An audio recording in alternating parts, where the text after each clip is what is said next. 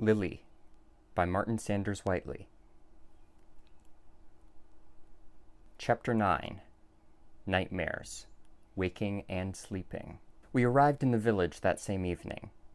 We rented a small basement room in a small inn, windowless and just big enough for us and our coffins. Realizing that Clarissa didn't have a coffin, I made a mental note to find her one soon.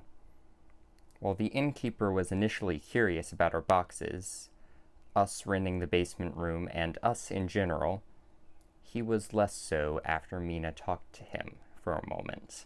As the first rays of light began to show themselves, Cassie offered to share her coffin with Clarissa. Clarissa declined, sitting in a corner of the room and staring at nothing. I felt terrible about what we had done, but what else were we to do? I was too tired to think any further on that. As I settled comfortably into my box of earth, feeling the familiar textures and allowing the darkness to envelop me, I felt my guilt slip away with the rest of my mind. When I slept, my body went into the cold, unmoving state of a corpse. But my dreams were just as vivid as those I had in life, if not more so. However, I couldn't wake up, no matter how much I wanted to, until the last of the sun's rays had left the sky. It was not unlike the sleep paralysis I had experienced in life, where I had imagined a dark creature pressing down on my chest. As a vampire, I experienced the same thing, but from a different viewpoint. I was the creature, pressing down on the chests of unwilling victims. Tonight I saw myself in such a situation. Usually the victims were faceless to me, but tonight I saw that I held down and suffocated Laura. I fell from the bed in shock, landing hard on the stone floor. I could feel the pain ripple through my body as I lay in my coffin, but there was nothing I could do about it. In the dream, it was raining hard outside, and I could see a full moon through the window. I was in a castle where most things were covered in cobwebs. I saw a few details, portraits and bookshelves that I remembered Laura talking about from her childhood. Was I in her castle? No, I told myself. This is a dream. You created this from the stories Laura told you. I then saw a figure silhouetted in the doorway. She walked in, almost gliding, illuminated by the light of the moon in spite of the heavy rain clouds. She was extremely slender, borderline skeletal, but still beautiful. Her movements were ghost-like and flowing, but oddly haphazard, as if she could fall over at any time. Her face was beautiful, perfectly formed, but seemed eternally etched with disdain for all around her.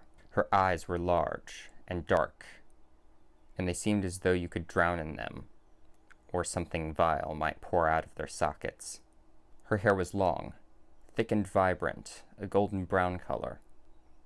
She was dressed in a lovely, if somewhat tattered, dress of black velvet. She was not unlike the woman who transformed me, appearing beautifully young, but with the hardened heart that I suppose comes with age. "Who are you?" A voice that must have been the woman's demanded, although she did not move her lips. "You must leave this place." Her voice throbbed in my head. "Laura belongs to me." She stalked towards me like an animal defending its territory. I backed away, wishing I would wake up. My back then bumped into something. I turned around to see Laura. She grabbed me in a forceful mockery of the embrace we had known, bared her fangs,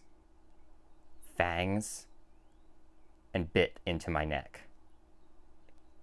It was pure agony. The agony was doubled when the strange woman bit into my neck. I screamed. I woke up screaming. I tried to sit up straight, but hit my head on the coffin lid. My head was throbbing, but I felt a huge relief now that the dream was over. I began laughing at my own clumsiness, and out of sheer joy that the nightmare was over. I heard footsteps, and the coffin lid opened. It was Cassie, a perplexed eyebrow raised. "Are you okay?" she asked. "I'm fine," I said. "Bad dream. Hit my head."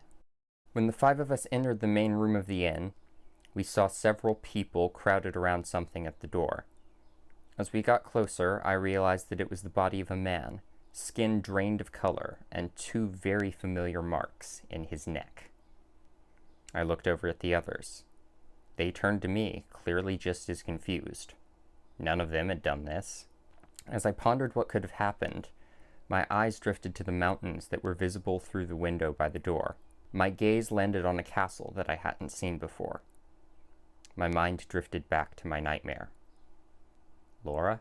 What does Laura have to do with that castle? Cassie's voice asked gently. Please don't read my thoughts right now, I blurted, startled. I'm just trying to help, Cassie defended. Besides, added Mina's deeper voice in an attempt to calm us, your thoughts are so intense right now that we couldn't help but hear. Why are your voices in my head? Screamed Clarissa's voice, giving all of us a momentary headache. I noticed some confused glances from the surrounding crowd as we all visibly cringed in simultaneous pain. Also garnering some looks was Clarissa, who had suddenly started breathing heavily, tears beginning to stream down her face. I grabbed her arm and we all quickly ran to our room downstairs, locking the door. All right, I spoke out loud to Clarissa. You're a vampire. What? Well, tell me how you feel. I throw up everything I try to eat, I can't sleep, and I'm starting to hear voices, so I'd say pretty bad. She was talking a mile a minute now, hyperventilating. Shh, just try to keep it down. You're throwing up the food because your body won't accept food anymore. Then I'll just die. Shh, I sighed and gritted my teeth. Perfect time to have this conversation. You'll have to drink blood. For a moment, I thought I saw Clarissa's eyes light up. She looked intensely hungry, hungrier than any other vampire I had encountered. She was smiling, showing her newly formed fangs. I touched the tip of one of my own canines. Mine weren't that long or that sharp. Then the moment was over, and Clarissa's eyes were full of revulsion and tears. So now I have to kill to live? She choked out. She seemed to be trying to choke back sobs, but her eyes were dry now. Well, not exactly kill, said Lucy, casually grabbing a rat from the ground and biting into it. Despite seeing her do this numerous times, I still winced every time Lucy decided to have a snack. I hated it myself, but I still did it, as I hated the alternative more. You'll drain them of blood, then they'll be pronounced dead, probably be buried, and they'll come back as a vampire like you. Wouldn't that make you a lot of enemies? Clarissa asked. Now she looked more curious than afraid. Definitely, said Mina, which is why we usually have to dispose of the bodies of people we'd rather not see come back. It's why we had to do what we did to Michael, I said as gently as I could. She still seemed extremely fragile. I didn't want to hurt her. I can still remember my first victim, Cassie said wistfully. She was sitting in the corner of the room, poking a rat carcass with a stick. He proved such a nuisance I had to cut. Please don't go there, I begged Cassie. She had told the story on the ship, and I had vomited up all the blood in my stomach. You'll upset Clarissa. Oh, you think I'm not upset already? Exploded Clarissa. You've only turned me into a starving insomniac murderer. They don't have to be people, repeated Lucy. She sounded like a mother trying to calm her child. Animals work just as well. Still, Clarissa yelled, you made me into this. Why? Because the alternative would have been leaving you at the mercy of the ship's crew, who would have likely believed you murdered your own husband, interjected Mina. You don't know that, retorted Clarissa. I could have escaped. You could have helped me. I had friends, other people I could turn to. What am I supposed to tell them? Here my own rage erupted. We saved you. What did you want us to do? Leave you to death or worse? You've already left me to worse than death, she screamed back, turning and storming out of the room. That could have gone better, said Lucy, grabbing another rat. I flinched at the rat's shrieks of desperation. Have some sympathy, will you? I growled at her.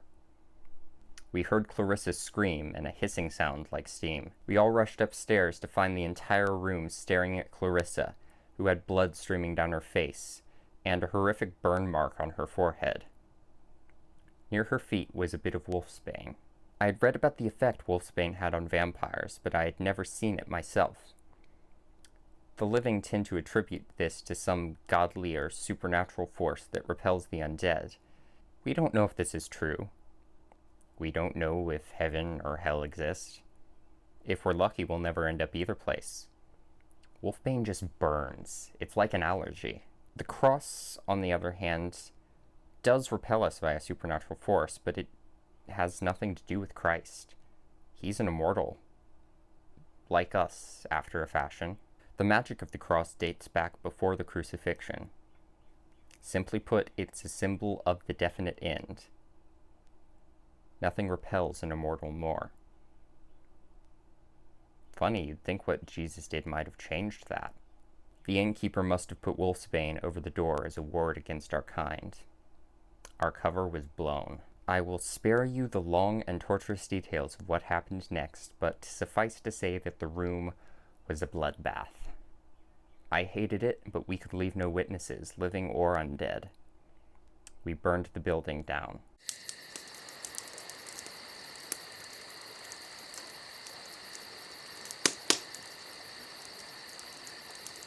We talked a bit more with Clarissa after we reached the cover of the forest. While still unhappy, she accepted the hand she was dealt. She never would have admitted it at the time, but she seemed a little exhilarated by the whole situation. So, in regards to the conversation that abruptly appeared in your head earlier, I said to Clarissa, ripping the hem of my dress to create a headband that would cover her scar, I need to tell you about Laura. I related the same story I had told the others. When I finished, Clarissa thought for a moment, then asked me, "So you and Laura were in love?" "Yes, I suppose," I responded. "You suppose?" Clarissa tilted her head as she looked at me. She smiled and shook her head in disbelief. "Well," I continued, "I mean, how am I supposed to know? Nobody ever told me what love was supposed to feel like.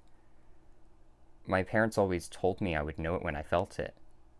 Now that I might have felt it, I'm still not sure. My vampirism made me feel more powerful, more adult. Now the words coming out of my mouth felt childish. Take it from someone who has felt it," said Mina. "From everything you've told me, you're in love. Besides, I'm not taking you to the ends of the earth to find someone who might be my true love, but I'm not sure." She giggled a little bit, as did Lucy. I felt myself smiling. "Says the woman who killed the love of her life," I retorted. It was meant as a joke. But as soon as I said it, I regretted it. "Sorry," I said, lamely, looking down. The horror of the scene I had witnessed in Mina's old house replayed in my head. Why had I thought that would be funny? I was becoming numb to violence. Mina walked up to me and put her hand on my chin, pushing my head up so that my eyes met hers. "Don't be sorry. I still love Jonathan in spite of what I did to him." I could hardly help myself, as if my killing instincts were intertwined with my love for him, which I suppose they are. Afterwards, I knew I didn't want him to go through the agony of transformation, so I burned the house. There was a moment of silence between all of us. In anyone else's mouth, Mina's words would sound mechanical, false, but I could sense that she spoke the truth. "But enough about me," said Mina, breaking the tension. "Tell me more about you and Laura." "Yes, tell us more," added Lucy. "Did you two ever, She gave me a meaningful look. It wasn't a look, but it had the same implications. The others giggled. I raised an eyebrow. "What? No, I love her, but it's not like that." "Sure it isn't," Lucy continued, smiling. I was off-put by her disbelief, but I chose to ignore it. We were getting distracted. I turned our conversation back to our goal. Anyway, we were here because Mina was kind enough to help me look for Laura. And I had a dream about her last night. She was in a castle. I tried to blot the other details of the dream from my mind. I don't know if the dream has any significance, but I have a hunch about that castle on the hill.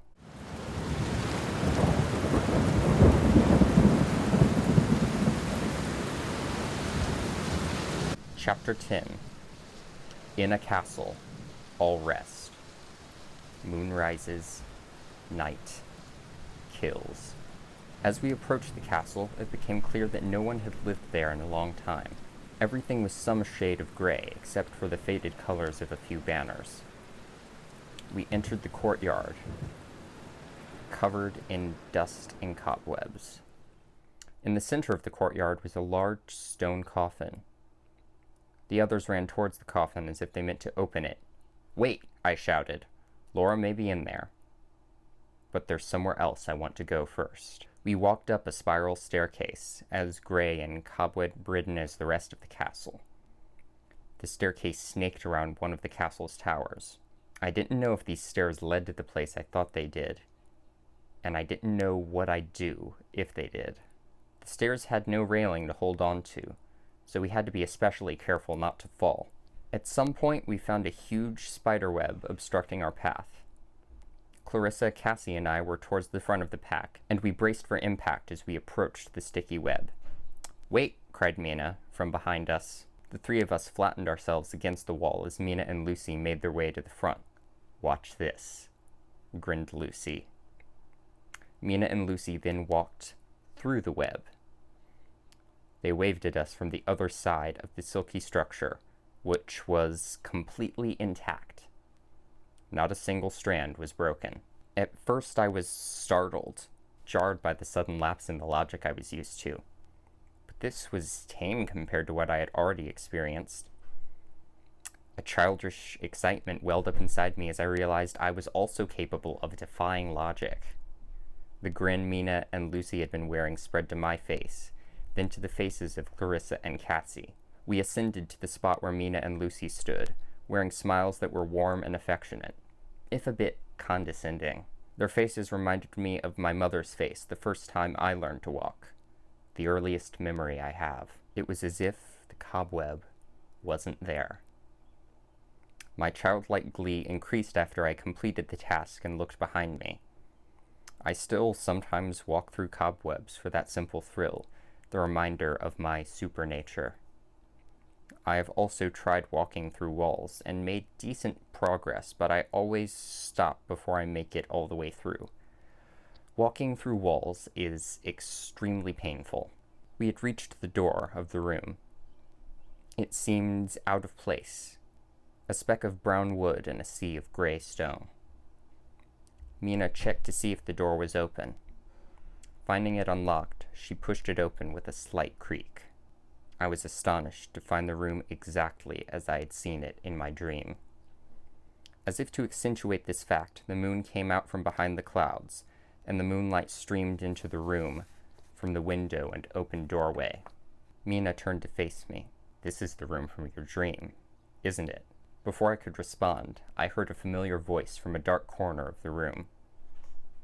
"Please, leave this place." It shuddered in a whisper that wanted to scream, a mixture of aggression and desperate fear. The voice was as sharp and as fragile as a piece of broken glass. It was Laura. "Laura, it's me," I shouted at the shadows, looking for the source of the voice. My gaze fell upon a pair of eyes I had not noticed before.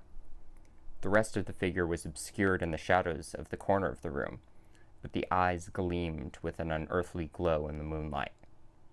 The eyes were more cat-like than I remembered, but still unmistakably Laura's. "Lili?" The figure stepped into the moonlight, disbelief on her face. Laura was paler than I remembered. Her eyes, while still unfamiliar and feline, contained the same deep sorrow, the same dark secret that had always haunted my thoughts. In fact, the melancholy had deepened, doubled. Why did you have to come now? The whites of her eyes seemed to be turning red. My family is dead, she explained, choking back the flood. And I killed them. I looked back at the others. Their eyes were full of worry. Give us a moment, I told them. I'll introduce you later. My friends bowed into the shadows. I put my hand on Laura's shoulder and told her with my eyes that everything was going to be all right. Asked her to tell me what troubled her thoughts. This was no vampiric telepathy like I used to communicate with the others, but something deeper. A connection we had since the moment we met. Laura's eyes told me that she understood. She took a deep, tear-choked breath and began her story. Before I met you, while I lived here, I had a dear friend. She loved me, and I loved her, but I was too naive to realize this at the time. During the time we were together, a strange disease crept over me, and I started having nightmares about something sitting on my chest. I felt like my life was being drained day by day. Then my family and their visiting friends told me that my friend was a vampire, that she had been draining my blood and that they would have to kill her. I refused to accept this, but I was too frightened to stop them from killing her. Even as I watched them drive the stake through her heart, I refused to accept that she was a vampire. My father took me around the world in an attempt to clear the nightmares from my mind. Nothing eased the pain until I came to London and met you. But of course, you know what happened after that. When I returned to Styria, all of the nightmares came again, and once again I began feeling sick. It was then that I was certain that they had been right, that she was a vampire. I didn't care. I died within the span of a week. I don't remember being buried, but I do remember clawing my way out of the grave, hacking maggot-ridden dirt from my lungs. I was completely drained, and extremely hungry. So I drained my family. I mourn them now, but at the time I had nothing but a burning need to make them pay for what they did to her. Now I have nothing. She's dead. My family's dead. And I'm a vampire. Laura was all but sobbing at this point. I looked directly into her eyes, which were leaving bloody tears. That makes two of us, I said, smiling warmly and opening my mouth to reveal my fangs. 6 of us, actually, added Lucy from the back of the room. The remaining 4 vampires stepped into the moonlight. I thought I told you to give us a moment, I glared at Lucy. It was a good story. Lucy shrugged in return. You know I can hear you, right? Laura blinked. Lucy didn't have to use telepathy to show us she understood. I introduced each of my traveling companions to Laura in turn. She was still somewhat shy, but bonded with the others fairly quickly. Lucy spoke up again. This friend of yours, where was she buried? The tomb, in the center of the courtyard. Laura was rubbing the fingers of her right hand together nervously. God, I hate that I'll never see her again. Her hand balled into a fist. Lucy's eyes lit up. Figuratively, not literally this time. You can. She glowed with excitement. She raced down the precarious steps. All 4 of us instinctively raced after Lucy, partly because we didn't know what would happen if this vampire was resurrected, partly because we didn't want Lucy to fall. We went down the steps as fast as we could without a guaranteed broken neck, but seemingly through sheer excitement and willpower, Lucy was faster. By the time we reached the bottom of the steps, the deed had already been done. Before us stood the woman from my dream. She was just as strikingly beautiful, just as seemingly cold and arrogant, and her eyes were locked directly on Laura. Without saying anything, the woman lunged at Laura and sank into her. They were on the ground, locked in a deep, passionate kiss. Not knowing how to respond to this, I averted my eyes and waited for it to end. Who knows how many minutes that kiss lasted? Not me. Their lips eventually unlocked, but they remained on the ground. Their eyes didn't unlock. Carmilla, said Laura, breathlessly.